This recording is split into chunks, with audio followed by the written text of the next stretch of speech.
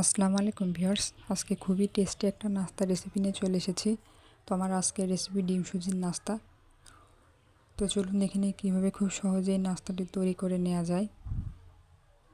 তো এই জন্য এখানে আমি একটা মুরগির ডিম ভেঙে নিয়েছি। আপনারা চাইলে এখানে ডিমের পরিমাণ বাড়িয়ে নিতে পারেন, সেক্ষেত্রে অন্যান্য উপকরণও বাড়িয়ে নিতে হবে। তো স্বাদের জন্য দিয়ে দিচ্ছি সামান্য একটু লবণ, আর দিয়ে দিচ্ছি 3 টেবিল চামচ পরিমাণ চিনি। চিনিটা আপনাদের স্বাদ অনুযায়ী দিয়ে দেবেন। তো এখন চিনির সাথে ডিমটাকে খুব ভালোভাবে মিশিয়ে নিতে হবে, যেন চিনিটা খুব ভালোভাবে গলে যায়। তো কিছুক্ষণ নেড়ে নেওয়ার পর দেখুন এরকম চিনিটা গলে গেছে। তো এখন এতে অল্প অল্প করে সুজি অ্যাড করব।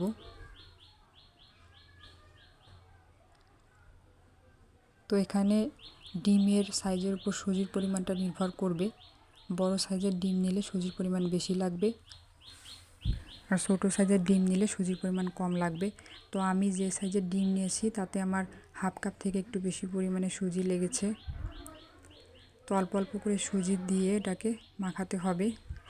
তো এই মিশ্রণটা খুব বেশি শক্ত বা খুব বেশি নরম হবে না, মিডিয়াম অবস্থায় রাখতে হবে। তো এ পর্যায়ে চামচ দিয়ে আর এটা করা যাবে না, হাত দিয়ে মাখাতে হবে।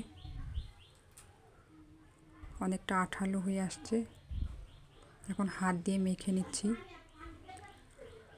তো এটা মাখা হয়ে গেলে হাতে সামান্য একটু তেল মাখিয়ে আমি নাস্তার শেপ দিয়ে নেব। এটাকে রেস্টে রাখার কোনো প্রয়োজন নেই, সাথে সাথেই এটা তৈরি করা যাবে।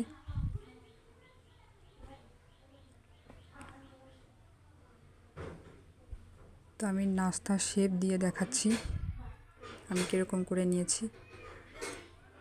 তো দেখুন আমি এরকম করে নাস্তার শেপ দিয়ে নিয়েছি। এখন এগুলোকে নিয়ে ভাজতে চলে যাব। তো চুলায় বেশ কিছুটা সয়াবিন তেল গরম করে তাতে নাস্তাগুলো দিয়ে দিচ্ছি। তেলটা ভালোভাবে গরম করে নেওয়ার পর চুলার আঁচটা মিডিয়াম এবং লোয়ের মাঝামাঝিতে রেখে এগুলো ভাজতে হবে। তো একটা সাইড হয়ে আসলে অপর সাইডটা উল্টে দিতে হবে।